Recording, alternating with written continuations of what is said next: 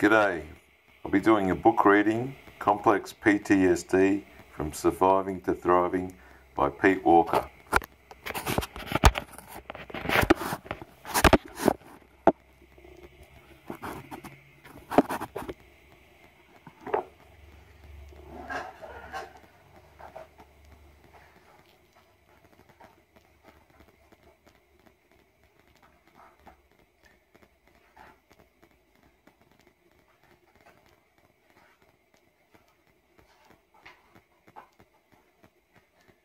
I'll skip the introduction, the acknowledgements, and go straight to the introduction.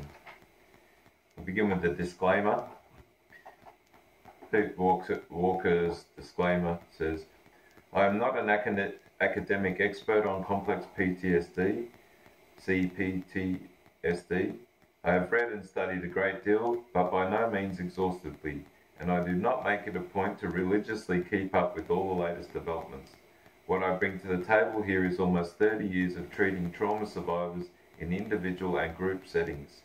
What I describe here is a pragmatic, multi-dimensional approach to recovering based on what I've seen work with my clients, my loved ones, and myself.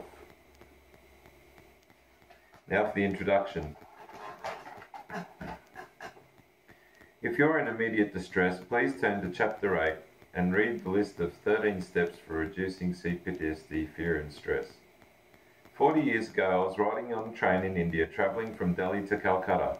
I was at the end of a failed year-long spiritual quest in India.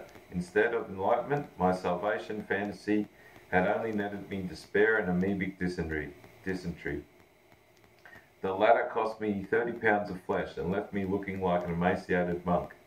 Even worse was the absolute loss of the hope that had been inflamed by reading Walt Whitman's Song of the Open Road. This hope had supported me through 5 years of world travel after I was unceremoniously kicked out of my family home.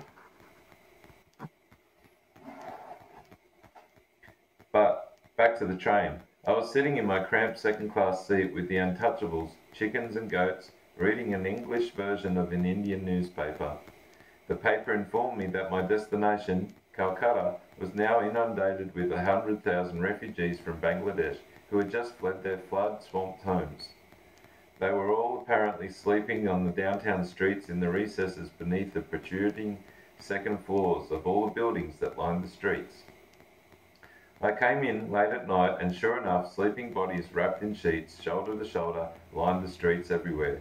I checked in to a 20 cents a night hotel that a fellow traveller had told me about.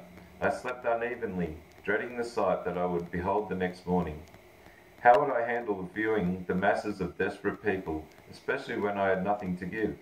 I doubted that I even had enough money to make it to Australia, where I could hopefully replenish my wallet. When I finally nudged myself down the stairs late the next morning, I was aghast at the transformed scene on the streets. Sheets had been spread out like picnic blankets, and each hosted happy families. Little portable stoves produced meals and cups of tea. People bantered with incredible vitality and enthusiasm. And children, this was the part that emblazoned on my memory, crawled over all over their parents, especially their fathers, in affectionate playful gymnastics that their fathers seemed to love as much as they did. I was flooded with a melange of feelings, unlike anything I'd ever experienced before. A strange cocktail of relief, delight, and anxiety. The anxiety I wouldn't understand until 10 years later, when I realized that envy had been percolating below the surface of my awareness. I was deeply envious of this gorgeous buffet of familial love that I had never experienced or witnessed before.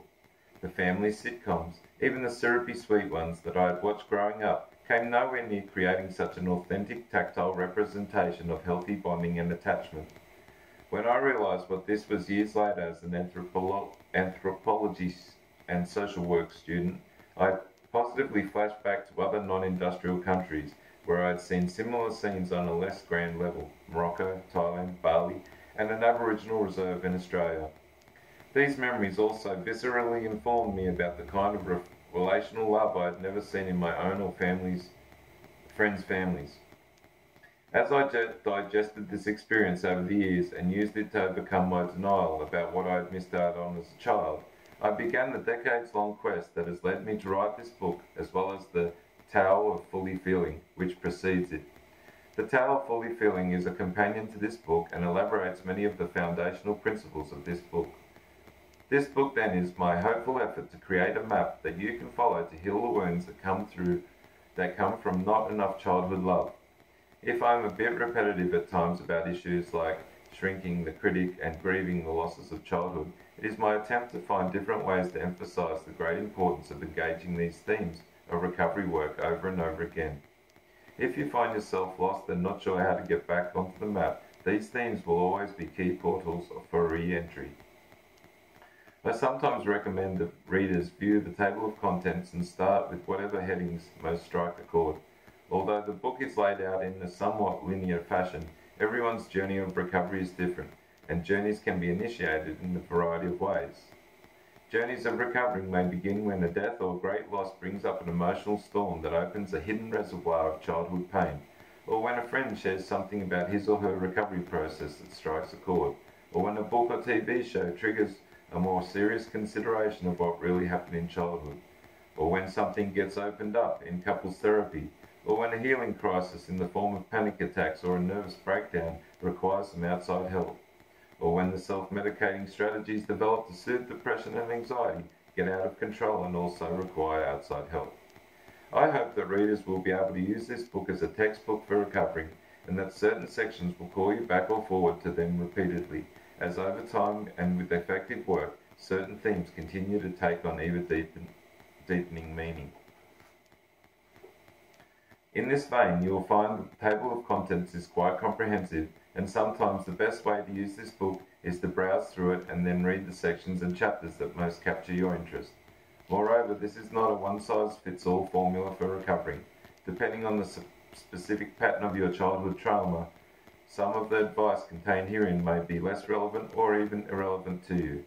Please then focus on the material that seems applicable and helpful to you.